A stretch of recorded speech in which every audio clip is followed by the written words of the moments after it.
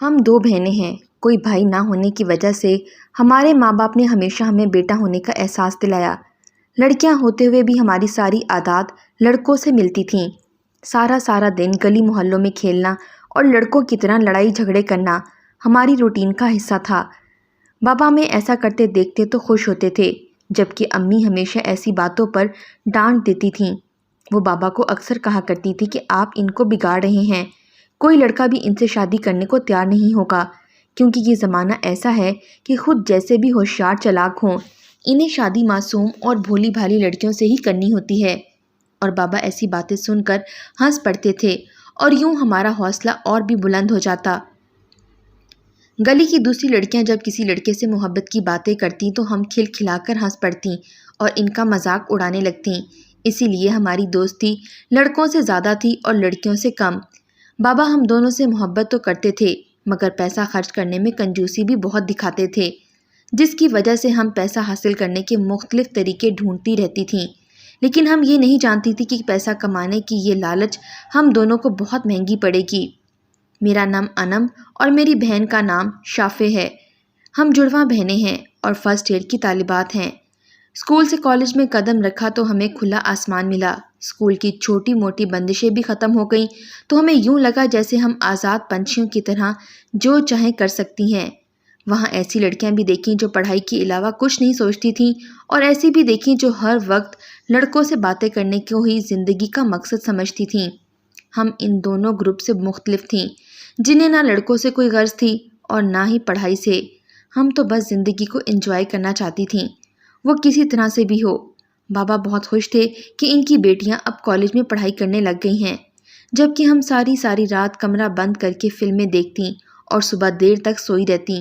آئے دن چھٹیاں کرنے پر امی بابا سے شکایت کرتیں، مگر بابا تو کبھی بھی ان کی بات کو اہمیت دیتے ہی نہیں تھے، اس لیے دن بدن ہم اپنی مرضی کی مالک ہوتی جا رہی تھیں۔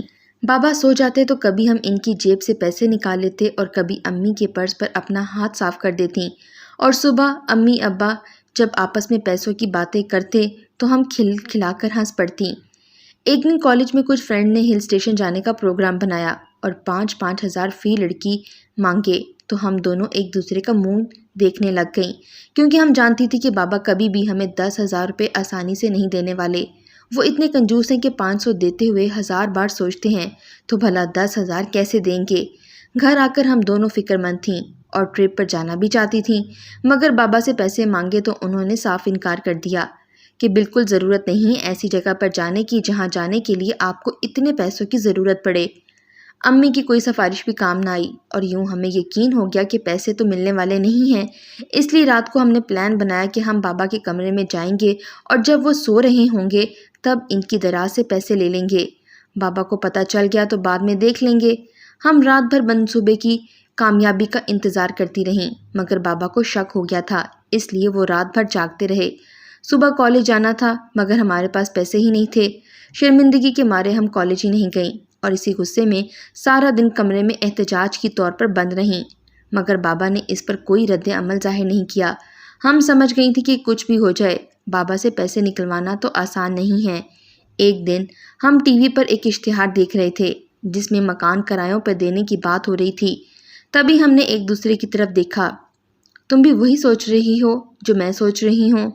شافع نے مجھ سے پوچھا تو میں نے ہاں میں ایسے سر ہلایا جیسے ہمیں پیسے ابھی مل گئے ہوں، لیکن اگلے ہی لمحے شافع نے نیا شوشہ چھوڑ دیا، لیکن ہمارے پاس تو کوئی مکان ہی نہیں ہے جسے ہم کرائے پر دیں، تو بھلا پھر اس آئیڈیا کا کیا فائدہ؟ مگر میں اب اس کی بات سن کر مسکراتی رہی۔ اس نے مجھ سے پوچھا تو میں نے بتایا، اگر مکان نہیں ہے تو کیا ہوا، ہمارے گھر کی پچھلی سائڈ پر ایک خالی اسٹور تو پڑا ہے نا، جسے ہم صاف ستھرا کر کے کسی ایک لڑکے یا لڑکے کو کرائے پر دے سکتے ہیں۔ بہت سے لوگ ہوتے ہیں جو دور پار سے نوکریاں کرنے آتے ہیں، انہیں ایسے کمروں کی ضرورت پڑتی رہتی ہے۔ میری یہ بات سن کر شافع کے چہرے پر رونق آ گئی اور اس نے فوراً عمل کرنے کے طریقے بتانے شروع کر دیے، لیکن پھر سے پریشان ہو کر بولی کہ بابا اور امی کو اگر پتہ چل گیا تو۔ تب میں نے اس کے سر پر ایک تھپڑ لگایا اور کہا کہ انہیں کیسے پتہ چلے گا، ہمارے گھر کا یہ حصہ بالکل الگ تھلگ سا تھا، دروازہ بھی اس کمرے کی طرف الگ سے لگا ہوا تھا، تو بھلا کیسے پتہ چلے گا؟ باقی باتیں تم مجھ پر چھوڑ دو۔ یہ کہہ کر میں نے کمرے کی لائٹ بند کر دی اور آرام سے سو گئی۔ صبح ہوتے ساتھ ہی مجھے پہلا کام اخبار میں اشتہار دینے کا کرنا تھا، جو میں نے کر دیا۔ اس کے بعد ہمیں اب انتظار تھا کہ کب موبائل کی گھنٹی بجے اور کب کوئی امیدوار ہمارا کمرہ لینے کی حامی بھرے۔ اسی سوچ میں تھی کہ ایک انجانے نمبر سے کال موصول ہوئی۔ میں نے فون اٹھایا تو دوسری طرف سے عجیب و غریب سی آواز سننے کو ملی۔ اس کا لب و لہجہ ہمارے شہر سے میل نہیں کھاتا تھا۔ میں نے جب پوچھا کہ آپ کون ہیں اور کیا بات کرنی ہے، تب اس نے مجھ سے کہا کہ ہمیں آپ کا کمرہ کرائے پر چاہیے۔ یہ بات سن کر میں نے کن آنکھوں سے شافع کو دیکھا کہ چلو الو ہاتھ لگ گیا ہے۔ تب میں نے اس سے تفصیلاً بات کی اور ہمارے درمیان ایک ڈیل طے ہو گئی۔ 10,000 ایڈوانس پر ہم نے اس کو کمرہ کرائے پر دے دیا اور ساتھ میں تاکید کی کہ اسے شفٹ ہونے کے لیے شام 4 بجے سے پہلے آنا ہوگا، کیونکہ 4 بجے بابا آفس سے گھر واپس آ جاتے تھے، اس لیے ہم نہیں چاہتے تھے کہ ہماری ڈیل کسی طرح سے بھی خراب ہو۔ اس سے پہلے کہ دوسری طرف سے اگلا کوئی سوال کیا جاتا، میں نے ٹھگ سے فون بند کر دیا اور شافع کے ہاتھ پر ہاتھ مارتے ہوئے چیخ اٹھی۔ اگلے دن گھر کی گھنٹی بجی تو امی کے اٹھنے سے پہلے ہی میں اٹھ کر دروازے کی طرف بھاگی۔ تب امی کو بہت حیرت ہوئی کہ اس سے پہلے تو کبھی ایسا نہیں ہوا کہ میری دونوں بیٹیوں کو اتنی جلدی ہو دروازہ کھولنے کی۔ میں نے امی کے شک کو دور کرنے کے لیے کہا کہ امی، میں نے آن لائن ایک آرڈر دیا تھا، وہ آیا ہے۔ تو امی خوش ہو گئیں۔ جب میں نے اور شافع نے دروازہ کھولا تو سامنے مرد و عورت کو کھڑے پایا۔ مجھے حیرت ہوئی کہ یہ لوگ کون ہیں۔ تب اسی آواز نے میرے کانوں کو چونکایا جو فون پر سنی تھی۔ سامنے کھڑی عورت مجھ سے ہم کلام تھی اور اس کا وہی لب و لہجہ سن کر مجھے تسلی ہو گئی، لیکن اس کے ساتھ کھڑے ایک مرد کو دیکھ کر میں دوبارہ سوالیہ نظروں سے اس عورت کو دیکھنے لگی جو کمرہ کرائے پر لینے کی امیدوار تھی۔ تب اس نے بڑی ڈٹھائی سے بتایا کہ یہ میرا شوہر ہے اور کچھ دن پہلے ہی ہم حیدرآباد سے یہاں کاروبار کے سلسلے میں شفٹ ہوئے ہیں۔ ہمارا اپنا گھر بن رہا ہے، بس کچھ ماہ میں وہ تیار ہو جائے گا، اس لیے ہمیں چند ماہ کے لیے آپ کا کمرہ درکار ہے۔ اس کی باتیں سن کر مجھے یہ تسلی ہو گئی تھی کہ یہ لوگ اچھے ہیں اور ضرورت مند بھی، اس لیے ہم انہیں لے کر اوپر کمرے میں آ گئے۔ انہیں کمرہ پسند آیا اور یوں ہمیں تسلی بھی ہو گئی۔ کافی دیر سے میں نوٹ کر رہی تھی کہ اس کا شوہر مجھے گھورے چلے جا رہا تھا۔ چونکہ مجھے مردوں سے کوئی خاص رغبت نہ تھی، اس لیے اس کا گھورنا مجھ پر کچھ اثر انداز نہیں ہو سکا، کیونکہ ہم دونوں بہنیں تو خود کو بھی لڑکا ہی تصور کرتی تھیں اور ان جیسی خصلتیں بھی ہم میں موجود تھیں، کھڑے ہونے کا انداز، بات بات پر ہاتھ مارنا وغیرہ۔ میں نے ہاتھ آگے بڑھا کر اپنا ایڈوانس مانگا جو اس کے شوہر نے خوشی خوشی ادا کر دیا۔ اس کی بیوی اپنے شوہر کے تیور دیکھ دیکھ کر کوڑ رہی تھی، کیونکہ وہ مسلسل مجھے گھورے جا رہا تھا۔ میں نے انہیں کہا کہ آپ لوگ مین ڈور سے کبھی داخل نہیں ہوں گے، گھر کے اندر اور باہر جانے کے لیے پچھلا دروازہ استعمال کرنا ہوگا، کیونکہ میرے والد صاحب بیمار ہیں، اس لیے وہ پسند نہیں کرتے کہ گھر میں کسی قسم کا کوئی کھٹکا ہو۔ انہوں نے سر ہلا دیا اور یوں ہم دونوں بہنیں 10,000 ایڈوانس ہاتھ میں پکڑ کر نیچے بھاگ گئیں۔ ہماری خوشی کا کوئی ٹھکانہ نہ تھا، کیونکہ اب ہمیں اپنے کنجوس ابا سے پیسے مانگنے کی ضرورت نہیں پڑنے والی تھی۔ خیال رکھنا تھا تو فقط اس بات کا کہ کسی طریقے سے ان دونوں کو ابا اماں کی نظر سے دور رکھنا تھا۔ دن رات حسین تر ہوتے چلے جا رہے تھے، کیونکہ جس چیز کی کمی ہمیں محسوس ہوتی تھی وہ اب ہم آسانی سے خرید لیتی تھیں۔ بابا بھی حیران تھے کہ آج کل ہم دونوں ان سے پیسے لینے کے لیے لڑائی جھگڑا کیوں نہیں کرتی، لیکن وہ خوش تھے کہ شاید ہم رائے راست پر آ گئی ہیں، جبکہ انہیں کیا معلوم کہ اندر ہی اندر ہم نے کیا چال چلا رکھی ہے۔ دن گزرتے گئے، جس رازداری کی ہم ان دونوں میاں بیوی سے توقع رکھ رہے تھے وہ اس سے بھی زیادہ رازداری دکھا رہے تھے۔ اس پر کبھی کبھار مجھے اور شافع کو حیرت بھی ہوتی تھی، مگر ہمارا الو سیدھا تھا، اس لیے ہم دماغ پر زیادہ زور نہیں دیتی تھیں۔ ایک دن میں کرایہ لینے گئی تو وہ لڑکا گھر میں اکیلا تھا۔ باجی کہاں ہے؟ جب میں نے اس سے یہ پوچھا تو وہ عجیب سی مسکراہٹ کے ساتھ میرے سامنے کھڑا ہوا اور کہنے لگا، وہ بازار گئی ہے، آپ آئیں بیٹھیں، آپ ہی کا گھر ہے۔ اس کی بات کرنے کا انداز اتنا مہذب اور پرتاثیر تھا کہ میں نے کمرے کے اندر پاؤں رکھ دیا۔ پھر وہ مجھے اپنے حالات کے بارے میں بتانے لگا۔ ہم لوگ بہت امیر تھے اور کراچی کے ایک پوش ایریے میں زندگی گزارتے تھے۔ پھر کاروبار میں خسارہ ہوا اور ہم زمین پر آ گرے، مگر میں نے ہمت نہیں ہاری اور اپنی بیوی کو لے کر یہاں آ گیا تاکہ مزید محنت کروں اور دوبارہ سے سوسائٹی میں اپنا نام کما سکوں۔ یہ کہتے ہوئے اس کی آنکھوں میں آنسو آ گئے۔ پہلی بار میرا دل کسی مرد کے لیے نرم پڑا تھا اور میں نہ چاہتے ہوئے بھی اس کی باتیں سننے لگی تھی۔ عجب سی کشش تھی اس کی آواز میں۔ وہ پھر بولا، مجھے کہنا تو نہیں چاہیے، پتہ نہیں آپ میرے بارے میں کیا سوچیں گی، مگر جانے آپ میں ایسا کیا ہے کہ دل چاہتا ہے کہ دل کھول کر آپ کے سامنے رکھ دوں۔ اس کی یہ بات سن کر میں ٹھٹک سی گئی۔ وہ محبت بھری نظروں سے میری طرف دیکھ رہا تھا اور جانے کیوں میں پگھلتی چلی جا رہی تھی۔ دراصل میری بیوی بہت عجیب سی ہے۔ میرے والدین نے یہ رشتہ اپنی مرضی سے کیا، جسے میں نہ چاہتے ہوئے بھی آج تک نبھا رہا ہوں، ورنہ اتنی دراز زبان بیوی کو کون پسند کرے گا جسے نہ بولنے کی تمیز ہے اور نہ اسے کپڑا پہننے کا ڈھنگ آتا ہو۔ وہ بولتا جا رہا تھا اور میں اس کی آنکھوں میں آنکھیں ڈالے اسے دیکھ رہی تھی۔ میری سمجھ میں بھی کچھ نہیں آ رہا تھا کہ مجھے یکدم سے کیا ہو گیا ہے۔ وہ مجھ سے باتیں کرنے کے لیے بےتاب ہو رہا تھا اور میں اس کی باتیں سننے کے لیے بے چین تھی۔ اتنی دیر میں دروازہ کھلنے کی آواز آئی اور اس کی بیوی کمرے میں داخل ہوئی اور ہم دونوں کو یوں ایک دوسرے سے باتیں کرتا دیکھ کر عجیب نظروں سے دیکھنے لگی۔ میں گھبرا سی گئی تھی کہ اس کے شوہر نے معاملہ سنبھالتے ہوئے بڑے آرام سے یہ کہہ دیا کہ یہ کرایہ لینے کے لیے آئی ہیں اور آپ ہی کے بارے میں پوچھ رہی تھیں۔ ہاں، اس کی بیوی نے منہ بسوڑتے ہوئے جب یہ کہا تو مجھے بہت شرمندگی سی محسوس ہوئی اور میں کرایہ لیے بغیر ہی نیچے بھاگ گئی۔ میری حالت دیکھ کر شافع پریشان سی ہو گئی اور پوچھنے لگی کہ آخر تمہیں کیا ہوا ہے۔ میں نے اسے کوئی بات نہ بتائی اور سر درد کا بہانہ بنا کر باتھ روم چلی گئی اور وہاں جا کر خوب روئی، کیونکہ میرے دل کی حالت میری اپنی سمجھ سے باہر تھی۔ جس لڑکی نے ساری عمر لڑکوں سے شدید نفرت کی ہو، وہ بھلا کسی کی چند باتوں سے اپنے دل کی دنیا کو بدل کیسے سکتی ہے؟ کسی کا محبت بھرا لہجہ میرے دل پر یوں اثر انداز ہو سکتا ہے، یہ میں نے کبھی سوچا بھی نہیں تھا، اور میں اپنی اس حالت کا ذکر شافع سے بالکل نہیں کرنا چاہتی تھی، کیونکہ اسے سن کر شاید دکھ ہوتا۔ اس لیے میں باتھ روم میں گھس کر اپنی حالت درست کر کے باہر نکل آئی تھی، مگر شافع مسلسل مجھ پر نظر گاڑے ہوئے تھی، اس لیے میں اس کا سامنا کرتے ہوئے جھجک محسوس کر رہی تھی۔ اگلے دن کوئی ذکر کیے بغیر ہی شافع ان سے کرایہ لینے چلی گئی اور تھوڑی دیر بعد ہی کرایہ لا کر میرے ہاتھوں پر رکھ دیا اور میری طرف دیکھتے ہوئے کہنے لگی، اس کی بیوی کچھ عجیب سی ہے، لڑکا تو ٹھیک ٹھاک ہی ہے لیکن اس کی بیوی کی اتنی لمبی زبان ہے۔ شافع کچھ منہ پھٹ سی تھی، جو اس کے دل میں آتا وہ کہہ دیتی تھی، لیکن اس کی یہ بات سن کر مجھے کل والی اس لڑکا، یعنی جس کا نام شاہد تھا، کی باتیں سچ محسوس ہو رہی تھیں، کیونکہ شافع کے ساتھ شاید اس کی بیوی نے کوئی بدتمیزی کی تھی، اس لیے وہ ایسا کہہ رہی تھی، اور یہ بھی کہہ رہی تھی کہ اب اس وقت کرایہ لینے جایا کریں گے جب وہ بدتمیز سی عورت گھر پر نہیں ہوا کرے گی۔ میں تو پہلے ہی یہ چاہتی تھی، گویا شافع نے خود ہی یہ بات کہہ کر میرے لیے آسانی کر دی۔ اب میرا دل چاہتا تھا کہ میں کسی نہ کسی بہانے جا کر چند منٹ شاہد سے باتیں کیا کروں، مگر شافع ہر وقت میرے ساتھ رہا کرتی تھی، اس لیے موقع نہیں مل پاتا تھا۔ لیکن چند دن ہوئے تھے وہ بھی اپنی پڑھائی میں کچھ مصروف ہو گئی تھی، اس لیے مجھے اب موقع ملنے لگا تھا۔ وہ جب کتابیں لے کر بیٹھتی تو میں چپکے سے اوپر چلی جاتی، کبھی شاہد کی بیوی سمینہ گھر پر ہوتی تو میں کوئی نہ کوئی بہانہ کر کے رک جاتی۔ میری ساری توجہ شاہد کی طرف تھی اور اس کی میری طرف ہوا کرتی تھی۔ اب سمینہ بھی مجھ سے دوستی کر چکی تھی اور کبھی کبھار مجھے وہ چائے کا پوچھ لیتی تھی تو میں موقع غنیمت جانتے ہوئے بیٹھ جاتی۔ اس طرح مجھے وقت مل جاتا کہ میں شاہد سے چند گھڑی باتیں کر لیا کرتی تھی۔ اب میری زندگی کا محور ہی بدل چکا تھا، میری ساری توجہ شاہد پر ہوتی۔ اس نے مجھے اپنا فون نمبر بھی دے دیا تھا اور شافع سے چوری چوری میں کبھی کبھار اس سے بات بھی کر لیا کرتی تھی۔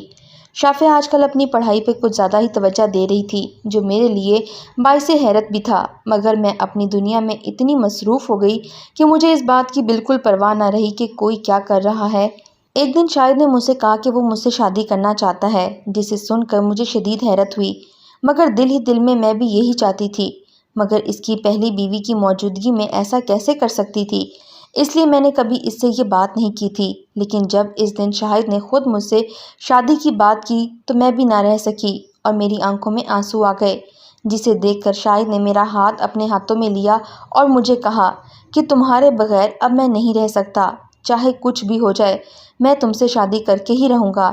اس کی یہ بات سن کر مجھے تسلی ہو گئی تھی اور اب میں اپنے اور شاہد کے بارے میں مستقبل کے خواب دیکھنے لگی تھی۔ میری زندگی کا یہ موڑ مجھے بہت حسین دکھائی دے رہا تھا، جسے میں کسی طور بھی فراموش نہیں کر سکتی تھی۔ شافع اپنی زندگی میں اتنی مصروف ہو گئی تھی کہ اسے مجھے نوٹس کرنے کا وقت نہیں ملتا تھا اور میں اس بات پر بہت خوش تھی۔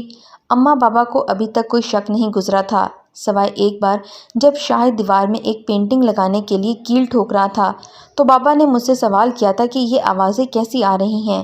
میں نے فوراً بات کو پلٹ دیا کہ ساتھ والے ہمسائے اپنے گھر کو شفٹ کر رہے ہیں، اس لیے آوازیں آ رہی ہیں۔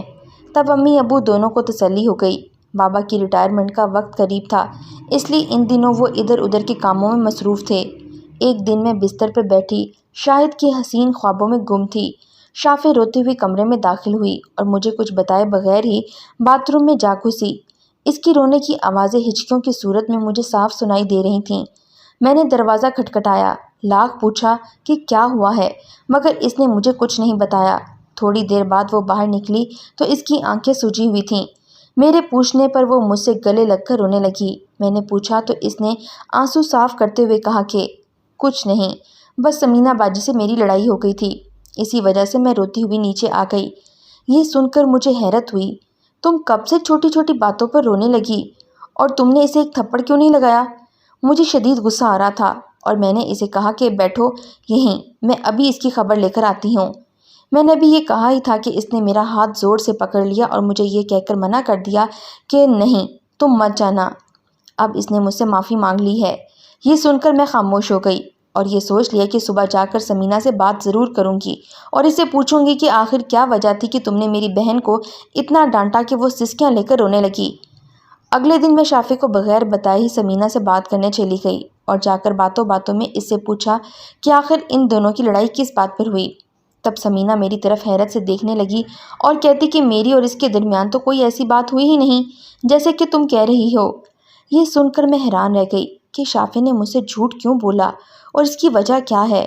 میں یہ جاننا چاہتی تھی، اسی لیے میں نے اپنی سمینہ سے ہوئی ملاقات کا ذکر تک نہیں کیا اور اس کی مصروفیت کے پیچھے چھپے راز کو جاننے کی کوشش کرنے میں لگ گئی۔ میں دیکھ رہی تھی کہ وہ کتابوں میں چہرہ چھپائے کچھ کر رہی ہوتی تھی۔ جب میں نے غور کیا تو وہ موبائل پر کسی کو میسیجز کر رہی تھی اور کبھی کبھی وائس میسیج کرتے ہوئے کھل کھلا کر ہنس بھی رہی ہوتی۔ کافی دن تک میں اسے چھپ چھپ کر نوٹ کرتی رہی۔ دوسری طرف شاہد سے میرے رابطے بڑھتے چلے گئے اور اب تو نوبت یہاں تک آ گئی تھی کہ وہ مجھ سے جس قسم کا بھی ذاتی سوال کرتا میں اسے جھٹ سے بتا دیتی۔ وہ بابا کے لیے فکر مند تھا اور اس کا مجھ سے بابا کے بارے میں پوچھنا اس کو اچھا لگتا تھا۔ بابا کی ریٹائرمنٹ، ان کے پلان، ان کا پیسہ خرچ کرنے کا حصول وغیرہ میں سب کچھ اسے آرام سے ڈسکس کر لیا کرتی تھی اور وہ مجھے نت نئے طریقے بتاتا تھا کہ تم کس طرح سے پیسہ خرچ کر کے اسے دگنا بنا سکتی ہو اور اپنے بابا کی مدد کر سکتی ہو۔ ایک دن میں کمرے میں داخل ہوئی تو شافع کی ہنسی کی آوازیں سن کر میں وہیں رک گئی اور دروازے کے پیچھے چھپ کر غور کرنے لگی کہ شافع کس سے باتیں کر رہی تھی۔ وہ کسی سے اظہار محبت کر رہی تھی اور ایسا محسوس ہو رہا تھا کہ دوسری طرف سے بولنے والا شخص بھی اسی کیفیت میں مبتلا ہے۔ کچھ دیر وہاں کھڑی میں ان دونوں کی گفتگو سنتی رہی۔ شافع اسے کہہ رہی تھی کہ اگر تم نے مجھ سے شادی نہ کی تو میں مر جاؤں گی، میں تمہارے بغیر جینے کا تصور بھی نہیں کر سکتی۔ تم میرے ماں باپ سے بات کرو اور مجھ سے نکاح کر لو، مجھے تمہاری کسی بات پر کوئی اعتراض نہیں۔ اس کی یہ باتیں سن کر میرے رونگٹے کھڑے ہو گئے اور میں سوچ رہی تھی کہ ساری زندگی ہمیں لڑکوں سے نفرت رہی، محبت شادی کے معاملات سے الجھن رہی، اور اب کیسے ایک ساتھی محبت ہو گئی اور وہ بھی اتنی شدت سے۔ تب مجھے شافع کا رونا اور بہانہ بنانا بھی سمجھ میں آ گیا تھا۔ اب میں یہ جاننا چاہتی تھی کہ آخر وہ کون ہے جس نے میری بہن کی راتوں کی نیندیں حرام کر دی ہیں اور وہ کتابوں میں چہرہ چھپائے اس کے خوابوں میں گم رہنے لگی ہے۔ رات کو جب سونے کا وقت ہوا تو میرا دل چاہ رہا تھا کہ کچھ لمحوں کے لیے ہی صحیح مگر میں شاہد سے بات کر لوں، کیونکہ اس کی بیوی ہر وقت ارد گرد منڈلاتی رہتی تھی جس کی وجہ سے بات کرنے کا وقت بہت کم ملتا تھا۔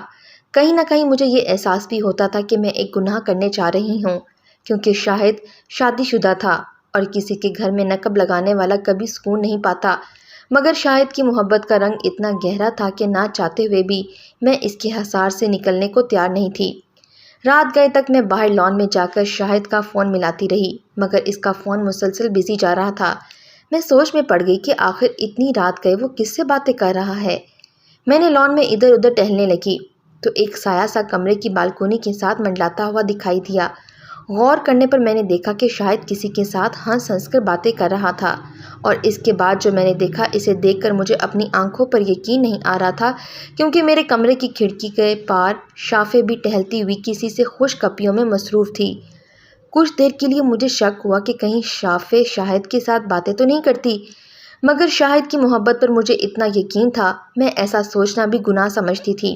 میں کبھی شاہد کو دیکھتی اور کبھی شافع کو۔ دونوں کے کہکے لگانے کی ٹائمنگ میں کوئی فرق نہیں تھا۔ تب میرا شک یقین میں بدلتا چلا گیا۔ اتنی دیر میں اچانک ہی شاہد کی نظر مجھ پر پڑ گئی اور وہ بکھلا گیا۔ اس نے ٹھک سے فون بند کر دیا اور نیچے آ کر مجھے صفائیاں دینے لگا کہ میں اپنے دوست سے بات کر رہا تھا۔ کافی پرانا دوست تھا، بہت سال بعد میرا رابطہ ہوا، اس لیے ذرا ہنسی مذاق چل رہا تھا۔ اسے کچھ کہے بغیر ہی میں کمرے کی طرف بڑھ گئی تاکہ دیکھ سکوں کہ شافع کا فون بند ہوا ہے کہ نہیں۔ جب میں کمرے میں داخل ہوئی تو شافع گھبرا سی گئی۔ اس نے فون بیڈ ٹیبل کے سائڈ پر رکھ دیا۔ اب میرا شک یقین میں بدل گیا تھا۔ مجھے جہاں غصہ آ رہا تھا وہاں افسوس بھی ہو رہا تھا، اور میرے دل کے ٹوٹنے کی جتنی تکلیف مجھے ہو رہی تھی، اس سے زیادہ شاہد کے دھوکہ دینے اور بے شرمی پر گھن آ رہی تھی کہ ایک ہی گھر میں 2 بہنوں کے ساتھ وہ دل لگی کر رہا تھا، اور یہ کرتے ہوئے اسے ذرا شرم نہیں آ رہی تھی۔ میں نے شافع کو کچھ کہے بغیر ہی تہیا کر لیا تھا کہ صبح ہوتے ساتھ ہی ان دونوں میاں بیوی کو نکال کر باہر کروں گی۔ میرا دل رو رہا تھا، مگر میں نے اپنی آنکھوں میں آنسو نہیں آنے دیے، کیونکہ میں مضبوط اعصاب کی مالک لڑکی تھی جس نے کبھی محبت پیار پر یقین نہیں کیا تھا، اور اگر کیا تو اس کا نتیجہ اتنا برا نکلا۔ مگر میں نے اپنے جذبات پر قابو کیے رکھا تاکہ میں شافع کو سچائی بتانے لگنے پر دلی صدمہ مجھے نہ ہو۔ میں اس بات کو اس وقت تک چھپانا چاہتی تھی جب تک صبح ہوتے ساتھ اس فراڈ شاہد کو گھر سے نہ نکال دوں۔ صبح ہوئی تو بابا نے مجھے آواز دی کہ آ کر مجھے میرے کاغذات دے دو جس میں میری جائیداد کے حساب کتاب ہیں۔ وہ ناشتے کی میز پر بیٹھے تھے اور میں یہ کام جلدی جلدی نپٹا کر ان کے جانے کا انتظار کر رہی تھی تاکہ میں شاہد اور اس کی بیوی کو دھکے مار کر باہر نکال سکوں۔ میں بابا کے کمرے میں گئی اور الماری کھولی تو میں نے ایک زوردار چیخ مار دی، جس پر امی، بابا اور شافع بھاگتے ہوئے اندر آئے۔ انہوں نے وجہ پوچھی تو میں نے الماری کی طرف اشارہ کیا جس کی ہر شے بکھری ہوئی تھی، اور صفایا کرنے والے نے زیور اور کاغذات سب کچھ ہتھیا لیا تھا۔ بابا سر پکڑ کر بیٹھ گئے اور امی رونے لگیں، اور مجھے صرف ایک بات یاد آئی۔ میں نے پچھلے کرائے والے کمرے کی طرف دوڑ لگا دی۔ امی، شافع اور بابا بھی مارے حیرت کے میرے پیچھے بھاگے کہ آخر اسے ہوا کیا ہے۔ جب میں اوپر کمرے میں پہنچی تو وہاں کوئی موجود نہیں تھا۔ میں سمجھ گئی کہ ہمارے ساتھ ہوا کیا ہے۔ مجھے یاد ہے کہ ایک دن شاہد نے ایک خالی کاغذ پر میرے سے دستخط لیے تھے، یہ کہہ کر کہ وہ میرا نام اپنے نام کے ساتھ لکھنا چاہتا ہے، کیونکہ باتوں ہی باتوں میں اسے یہ بتا چکی تھی کہ بابا کا چیک میرے دستخط پر کیش ہوتا ہے۔ اب میرا سر گھوم رہا تھا۔ میں نے فوراً بینک فون کیا اور سب سے پہلے بابا کا اکاؤنٹ فریز کروا دیا تاکہ شاہد پیسے نہ نکلوا سکے۔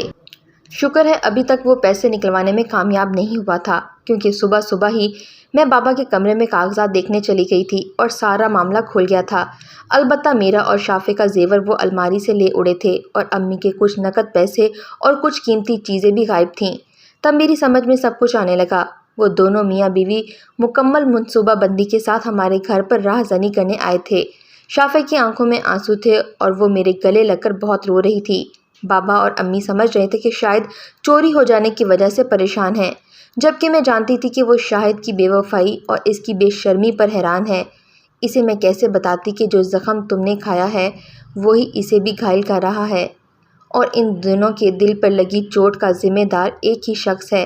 میں نے اسے کچھ نہیں بتایا، مگر میں آج بھی پچھتاتی ہوں کہ زندگی میں ایک ہی شخص اپنی غرض کی خاطر ہم دونوں بہنوں کے اعتماد کو بری طرح روند کر چلا گیا، یہ سوچے بغیر ہی کہ زندگی میں کبھی دوبارہ ہم کسی پر اعتماد کر سکیں گے۔ لیکن اس کے ساتھ ساتھ یہ نصیحت بھی آئی کہ پیسے کی خاطر والدین سے چوری چھپے منصوبے بنانے والی اولاد کبھی کامیاب نہیں ہو پاتی، کیونکہ وہی ایک واحد رشتہ ہے جو ہمیں اللہ کی ذات کے بعد سیدھا راستہ دکھا سکتا ہے۔ بابا اور امی نے ہمیں معاف تو کر دیا، مگر بابا کو یہ دکھ تھا کہ ان کی آزادی کا ہم نے ناجائز فائدہ اٹھایا، اور شاید اب وہ کبھی ہم پر اعتماد نہ کر سکیں۔